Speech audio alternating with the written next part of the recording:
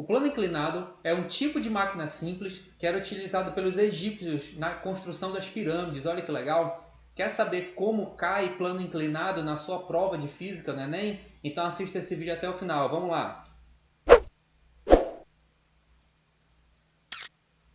Fala galera, aqui é o professor Léo. Vamos lá para mais uma aulinha de física. Hoje, como a gente já iniciou aí, né? Vamos falar sobre plano inclinado, beleza? Gente, plano inclinado é um tipo de máquina simples que ele é muito utilizado no dia a dia. É o que a gente chama de rampa, ou seja, é um plano que ele possui uma certa inclinação em relação à horizontal. Veja na tela aí. Mais ou menos como ocorre aqui, olha. Eu tenho um bloco, certo? Um bloco, um objeto qualquer.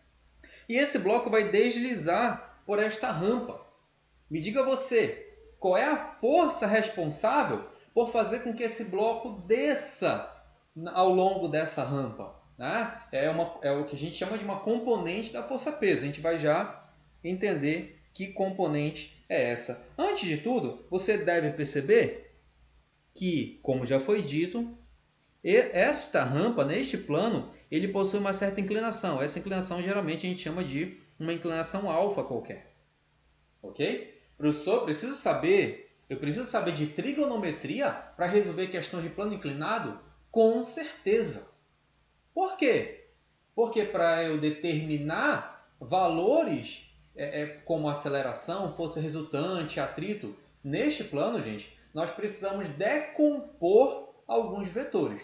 E na decomposição de vetores, você precisa conhecer o que é um seno e o que é um cosseno. Mas você já sabe isso, tem vídeo no canal explicando como é que a gente faz para decompor um vetor. E por que a gente precisa decompor um vetor. Então vamos lá, na tela. Nessa tela a gente está aí com o diagrama de força. O que é um diagrama de forças? São nada mais, nada menos do que as forças que atuam sobre o corpo. Qual é a primeira força que eu coloco? Já vimos isso aqui no canal. É a força-peso, né? A força-peso. Por que a primeira força? Porque é aquela força que eu tenho certeza que ela existe. Então vamos lá? Força-peso. Então eu coloquei aqui um vetor peso. Perceba que esse vetor peso ele não está na direção e nem é perpendicular à direção da própria rampa. Como assim a direção da rampa, professor? Isso aqui, ó. Entenda que isso daqui vai ser o eixo X e este aqui o eixo Y. Perceba que o peso ele não está nem em cima do eixo X e nem em cima do eixo Y. É por isso que a gente precisa decompor a força peso. Nós vamos decompor essa força no que a gente chama de Px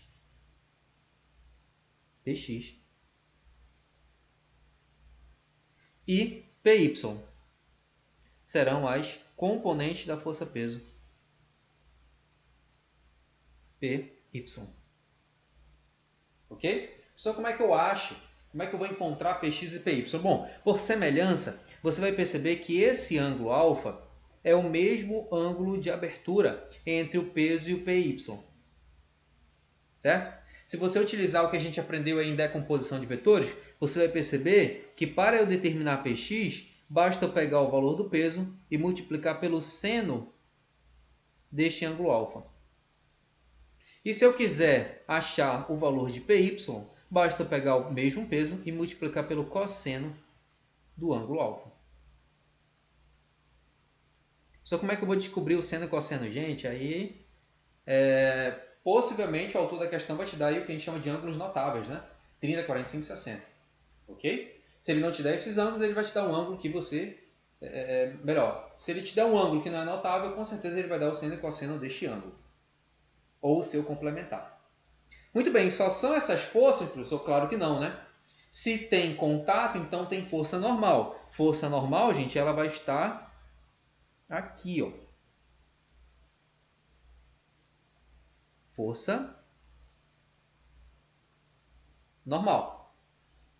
Vou fazer de outra cor aqui para destacar. Força normal, beleza? Essa seta não ficou muito bacana, mas enfim. Força normal.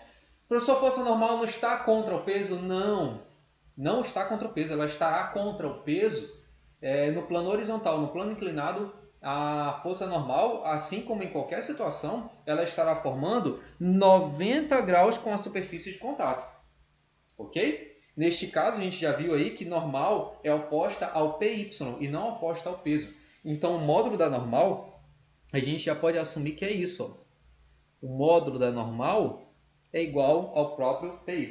Lembra da aula de tipos de força? A gente falou, para achar normal, não tem uma fórmula certa para ela. Né? Não tem uma fórmula para achar normal, não tem fórmula para achar tração. O que eu preciso para descobrir o valor de normal e o valor de tração? Eu preciso determinar quem é oposto a essa força.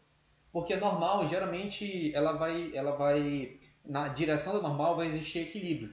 Certo? Então, todo mundo que for oposto, toda força que for oposta à força normal, vai ter o mesmo módulo da normal. É claro, existem exceções para isso, tá? Não é uma regra geral, não vai ser uma regra absoluta, mas é a regra. A exceção é que existem também situações, por exemplo, quando eu tenho um objeto dentro de um elevador. Elevador, sabe, de prédio. A normal vai depender do sentido da aceleração desse elevador. Beleza? Mas nessa situação em que eu tenho na direção Y algo em equilíbrio, ou seja, jamais vai haver movimento em Y, então o normal é igual em módulo ao PY. Então na tela, qual é a outra força que pode aparecer aqui, professor? Força de atrito. Vamos colocar assim, força de atrito. Força de atrito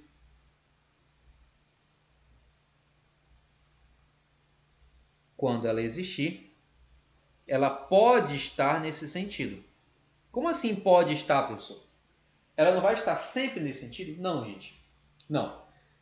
Pode ser que ela esteja nesse sentido se o bloco for para baixo. Mas se o bloco for para cima, o atrito vai estar no sentido oposto.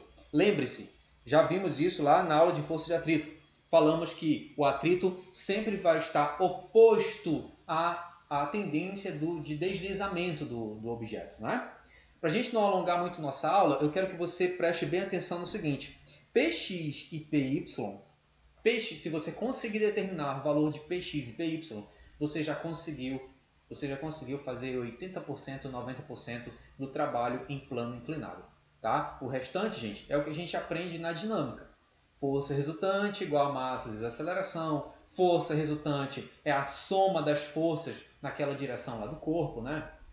Enfim, vamos dando sequência para a gente aprender a determinar a aceleração deste bloco. Gente, se o bloco não tiver atrito com a superfície, para eu determinar a aceleração, basta a gente pensar nisso. Olha, a força resultante vai ser simplesmente o Px. Perceba que se não houver atrito, isso daqui não existe. Então, a única força responsável pelo deslizamento do corpo é a componente da força-peso, que a gente chamou de Px.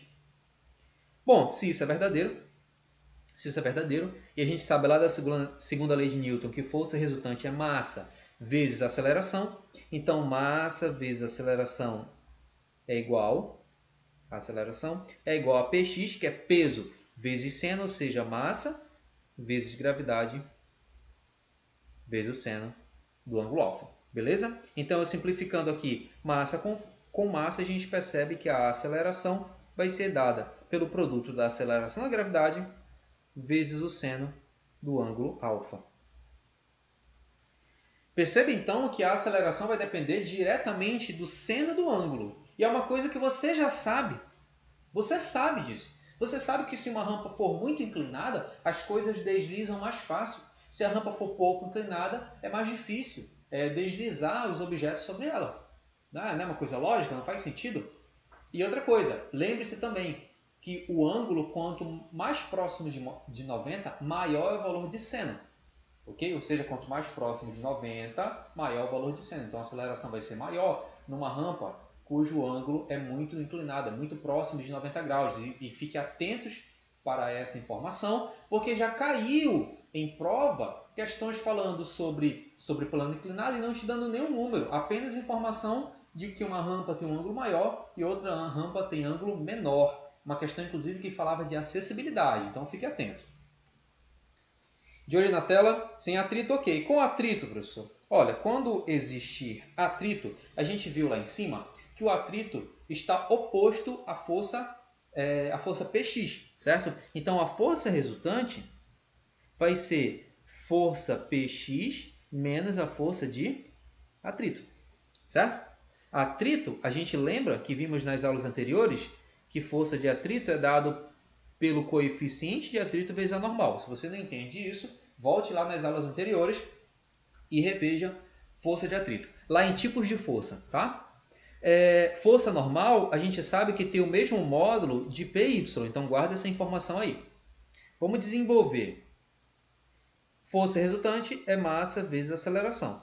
Px é massa vezes gravidade, né, que é o peso, vezes o seno. Menos força de atrito é o coeficiente de atrito vezes a normal. Normal é Py em módulo. E Py é peso, que é massa vezes gravidade, vezes, lembrando, só uma correção aqui, seno de alfa, beleza? E aqui o cosseno do ângulo alfa. Gente, nós percebemos que massa se repete em todos os termos. Ó, massa, massa e massa. Você vai perceber depois que você pode simplificar essas massas. Ok? Então, a gente chega na seguinte conclusão, que a aceleração é dada por g seno de alfa menos μ vezes g cosseno alfa. Caso você queira colocar esse g em evidência, fique à vontade. Se não, esse é o método de você determinar a aceleração de um corpo que está deslizando, né? Que está deslizando em uma rampa. Sabe aqueles brinquedos de parquinho, escorrega, né? É muito importante a gente ter essa noção de que, por exemplo, se um adulto descer pelo escorrega e uma criança também descer pelo mesmo escorrega, ele vai chegar no final desse escorrega com a mesma velocidade. Porque ele parte com a mesma velocidade inicial, o mesmo espaço ele vai percorrer, a mesma altura, né? O mesmo ângulo e a mesma aceleração. Então você percebe aqui, no momento em que eu eliminei essas massas, o que a matemática quis dizer para mim? Que massa não influencia no fenômeno. Certo? Massa não influencia. É claro que eu estou considerando que o coeficiente de atrito entre o corpo do adulto e o escorrega e o corpo da criança escorrega são iguais. Ok?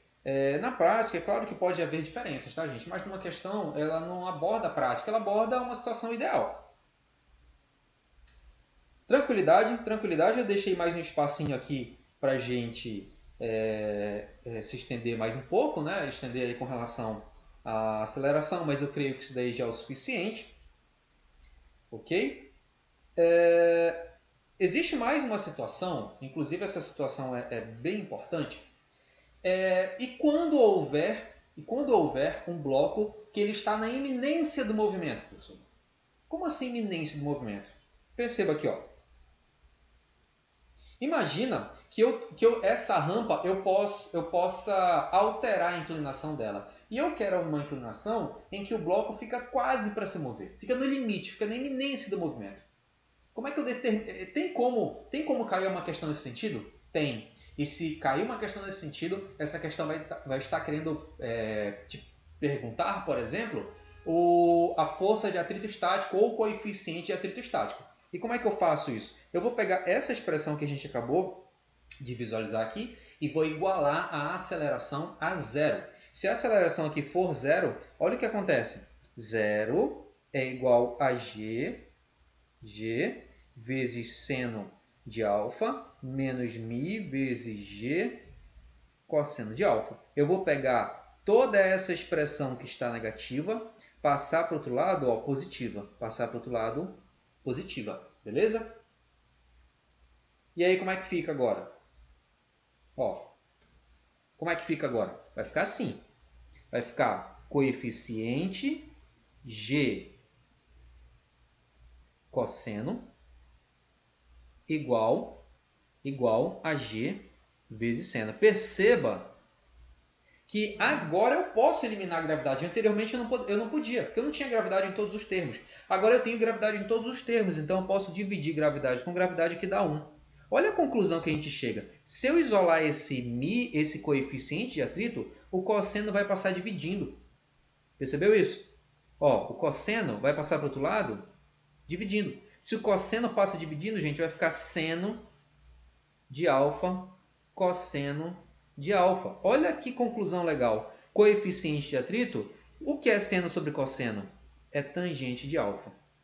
Lembrando que esse coeficiente vai ser o coeficiente estático. Sabe onde é que a gente encontra isso daí? Em laboratório. Tá? Você está fazendo lá um laboratório de mecânica, né?